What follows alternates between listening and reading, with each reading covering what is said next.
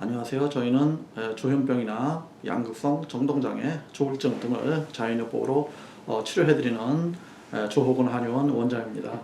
흔히 조현병과 양극성 정동장애는 병명이 명확히 구별이 되고 증상도 서로 다른 경우가 많이 있습니다.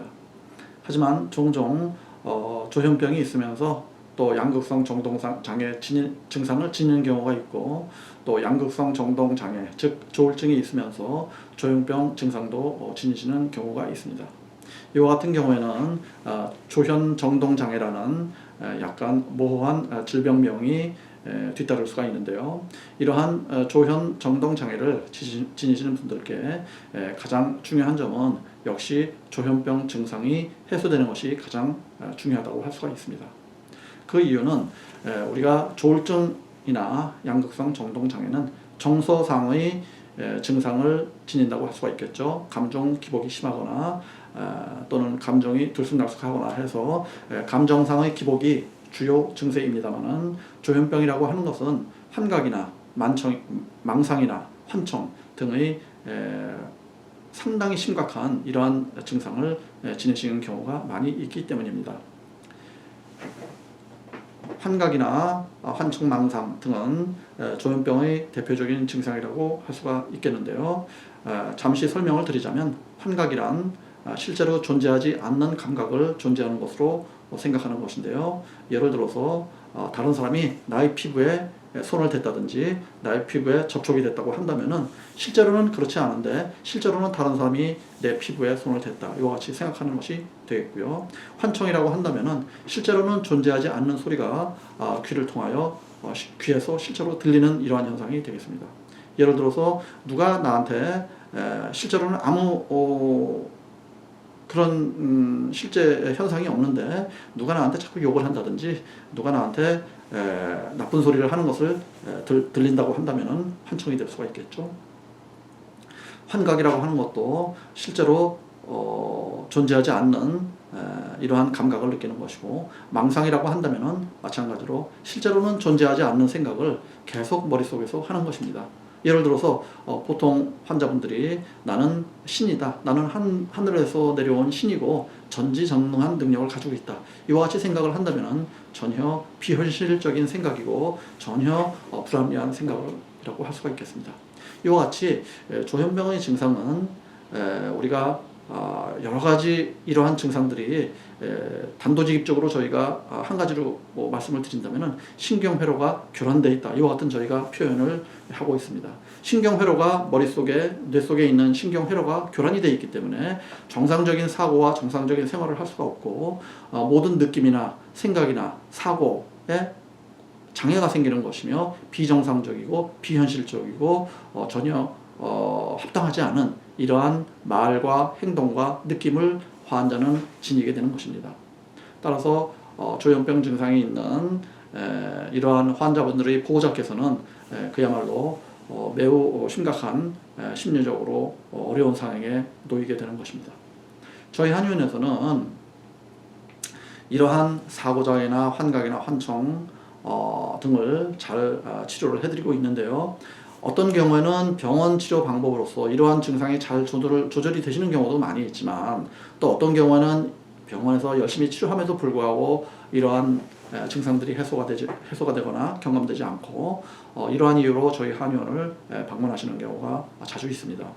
이러한 경우에는 저희는 병원의 치료법과는 좀 다른 방법으로 저희가 이러한 증상을 치료해 드리는데요. 지금부터 저희가 치료해 드리는 방법에 대해서 어느 정도 좀 알고 계셔서 좋은 내용을 말씀을 드리도록 하겠습니다. 이러한 신경회로가 교란되는 이러한 정신과적인 증상을 치료하는 데 있어서 일반 환자분들이나 일반 상식적으로는 좀 납득하기 힘드신 이러한 상황이 있겠습니다만은, 저희는 이러한 정신과적인 증상을 치료하는데 가장 중요한 것은 식생활 개선이라고 말씀드리고 싶습니다. 대부분의 환자분들은 이러한 신경이 교란되는 정신과적인 증상이 식생활과는 아무런 연관이 없는 것으로 오해를 하시는 경우가 많이 있습니다. 사실은 그렇지 않습니다. 대부분의 병원에서도 우리가 이러한 정신과적인 증상이 있고 환각이나 환청이나 망상이 있을 때 음식에 대해서는 전혀 언급을 하지 않기 때문에 환자분이나 보호자분 또는 심지어 의료진에서도 음식과의 연관성을 소홀히 하는 경우가 많이 있습니다. 사실은 그렇지가 않습니다. 이러한 정신과적인 증상은 음식과 연결성이 많이 있는 것입니다. 지금부터 어떤 음식이 이러한 정신과 증상과 연계되는지 살펴볼까요? 예를 들어서 커피를 너무 좋아하신다든지, 너무 알코올을 좋아하신다든지, 너무 어떤 단성분을 좋아한다든지, 이러한 성분은 정신과 증상을 악화시킬 수가 있습니다. 물론 술을 드시면은 정상적인 사람들도 기분이 나빠지시게 되고, 또는 폭력적인 행동을 하시거나 비정상적인, 또는 필름이 끊긴다 그러죠. 비정상적으로 신경이 교란되는 경우가 있습니다만은, 환자분들께서는 커피를 너무 많이 드시거나 단 음식을 너무 많이 드시거나 또는 인스턴트 식품을 많이 드시거나 하는 경우에도 정신과적인 증상이 유발될 수 있고 교란될 수 있다고 봐야 됩니다. 그 이유는 예를 들어서 우리가 커피를 너무 많이 드신다고 한다면은 환자분들께서 잘 아시고 계시다시피 커피는 중추신경을 자극하는 이러한 물질입니다. 커피를 드시게 되면은 인체의 내분비기관에서 자극을 받고, 인체의 내분비기관에서 자극을 받으면은 인체의 내분비기관에서 분비하는 호르몬이 일정 부분 분비가 될 수가 있습니다. 이처럼 호르몬이 내분비기관에서 분비가 되면은 이 내분비기관에서 분비되는 호르몬들은 일정 부분 우리의 신경세포나 뇌의 신경혈에 영향을 주게 되는 것이죠. 따라서 우리가 보통 커피를 드시게 되면은 머리가 맑아지신다 이런 말씀들을 많이 하시는데, 이러한 경우는 커피로 인해서 내분비 기관이 자극이 되고, 이 자극된 내분비 기관에 의해서 우리의 신경회로가 각성이 된다, 이러한 의미를 지닌다고 할 수가 있겠습니다. 따라서 커피를 많이 드시게 되면 잠이 안 오실 수가 있는 것이고요. 우리가 말씀드리고 싶은 것은 조현병 증상을 지니고 계신 분이나 양극성 정동장애를 지니고 계신 분들께서도 이 커피를 많이 드시는 것은 좋지 않다, 이와 같은 저희는 말씀을 드리는 것입니다. 또한 우리가 설탕, 이 설탕도 우리가 쉽게 생각하시는 경우가 많이 있지만은 설탕 역시 우리가 신경계통을 자극을 할 수가 있습니다. 우리가 보통 설탕을 드시면은 기분이 우울하시거나 또는 일상생활에서 좀 스트레스를 많이 받으시거나 하면은 설탕을 드시는 분들이 많이 계십니다. 그러면 그분들께서는 설탕을 드시면 머리가 맑아지시고 우울한 기분이 해소가 된다고 하는 것이죠. 그것은 무엇을 반증하는 것입니까? 설탕을 드시면 신경회로가 자극이 되고 신경세포가 자극이 돼서 신경이 업이 된다는 이러한 뜻이 되겠습니다. 사실은 커피와 비슷한 이러한 영향을 준다고 이렇게 보실 수가 있겠습니다. 따라서 저희는 조울증이나 양극성 정동장애가 있는 분들은 커피와 설탕을 드시게 되면 기분이 더 업이 되시게 됩니다. 기분이 더 업이 된다는 것은 정동장애에서 이러한 조증이 더 심하게 발현된다고 할 수가 있겠죠. 그 증거로서 커피나 설탕을 많이 드시게 되면 밤에 잠이 또 좀 잘 안 오실 수가 있는 것은 역시 신경세포가 업이 됐기 때문에 자극이 되고 신경세포가 상향되는 이러한 상태가 됐기 때문에 잠이 안 온다고 보실 수가 있는 것이죠. 마찬가지 이유로서 조현병 증상을 지니고 계신 조현병 환자분뿐 아니라 조현정동장애를 지니신 분들께서도 신경세포와 신경회로가 기능이 나빠지시는 이러한 결과를 얻게 되는 것입니다.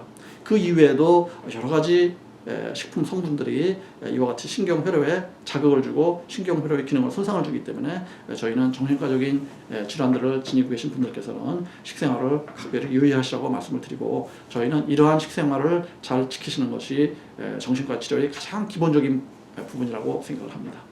인공화학적인 감미료라든지 또는 그 식품 첨가물이라든지 또는 농약이 많이 함유된 이런 음식이라든지 비정상적으로 또는 좋지 않은 방법으로 제조가 된 음식이라든지 이러한 우리는 특히 각별히 미온이라든지 각종 식품 첨가물 등을 상당히 유의 깊게 살펴보고 있습니다. 이러한 인체에 적합하지 않은 화학 첨가물이라든지 착색료라든지 여러 가지 화학 성분으로 음식에 첨가되는 이러한 물질들은 우리가 신경세포를 자극하거나 신경회로의 기능을 약하게 할 가능성이 높다고 저희 한의원은 항상 말씀을 드리고 있습니다.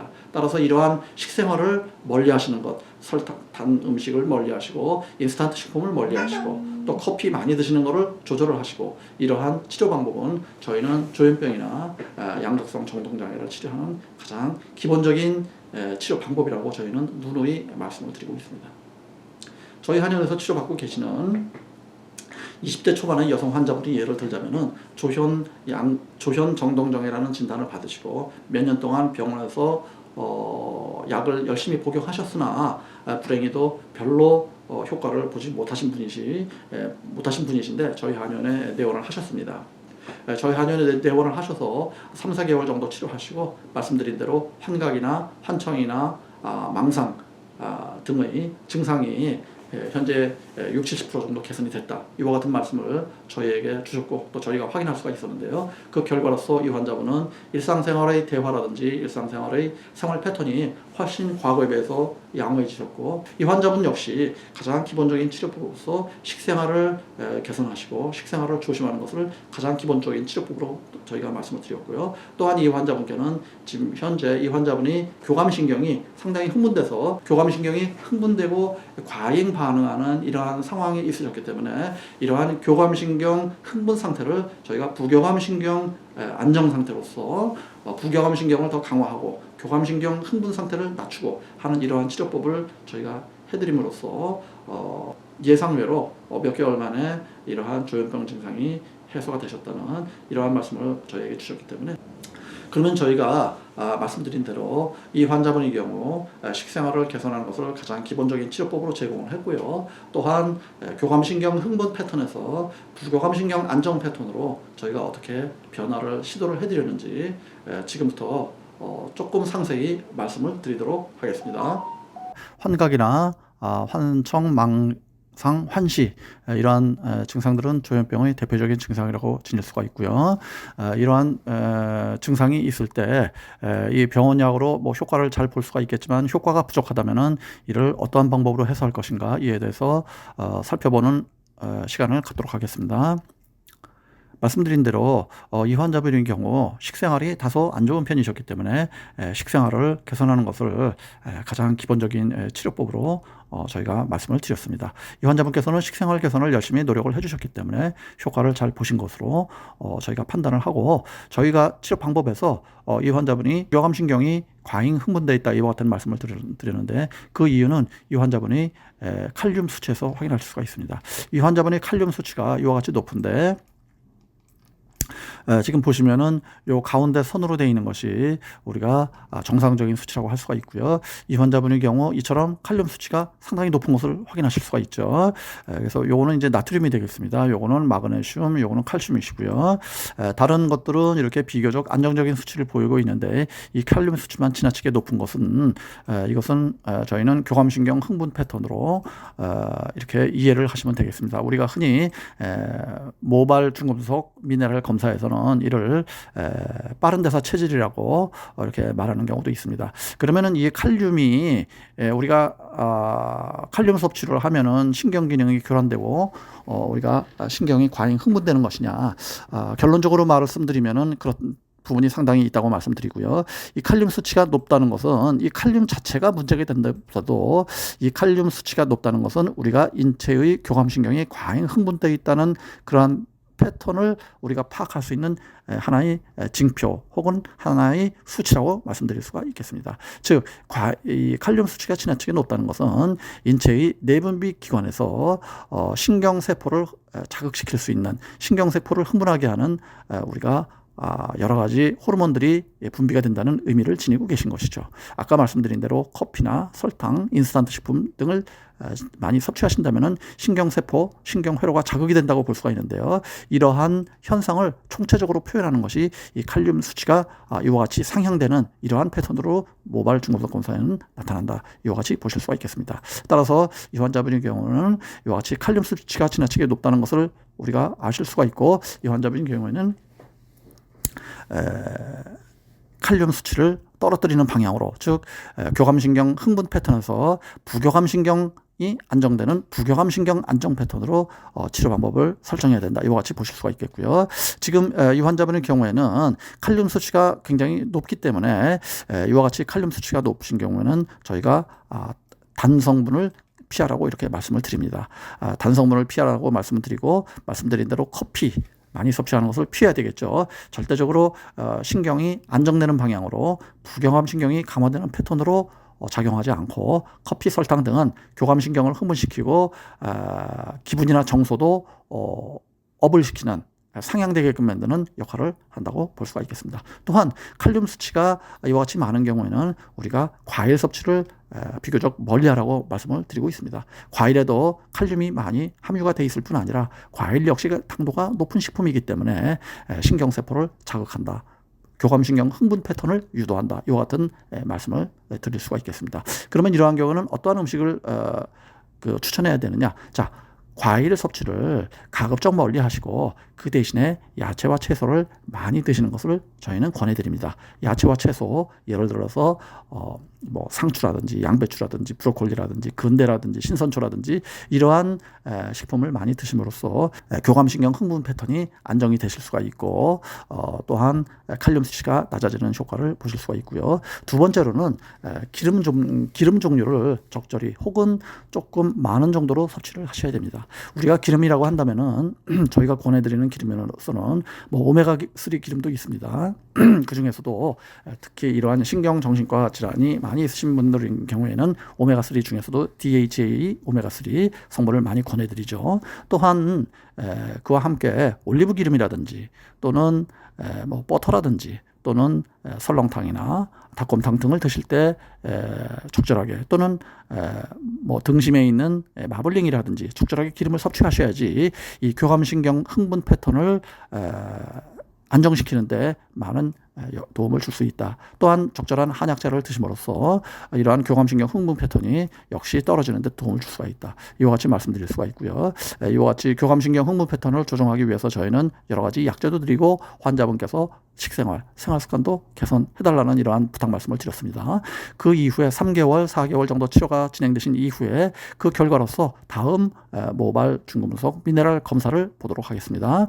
지금 다음 검사, 3, 4개월 후에 검사에서는 이와 같이 칼륨 수치와 나트륨 수치가 현저하게 감소하는 이러한 변화를 이 환자분께서 보이고 계십니다. 우리는 이러한 변화는 이 환자분께서 환각이나 또는 환청이나 망상 등의 증상이 개선되신 것과 굉장히 밀접한 연관이 있는 것이죠. 과거에는 교감신경이 굉장히 흥분된 상태였는데 지금은 교감신경이 굉장히 안정되고 편안해진 이러한 결과를 모발 검사로서도 확인할 수가 있었습니다.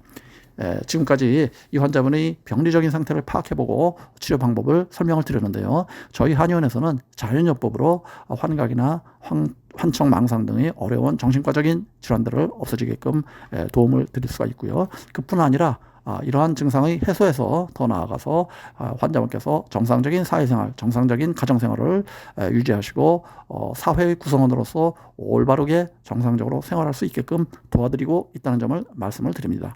저희는 항상 말씀드리지만 환청이나 망상이 줄어든다고 해서 만족하실 수는 없는 것이고 환자분께서 황상이나 만청이 없다고 하더라도 정상적인 사회생활을 못하면은 이런 올바른 또는 만족스러운 치료 효과라고 볼 수가 없겠습니다. 환각, 환청, 망상 등의 증상이 없어질 뿐 아니라 정상적인 사회생활과 경제생활, 가정생활을 하실 수 있게끔 저희는 많은 도움을 제공을 해드리고 있다는 점을 말씀을 드리겠습니다.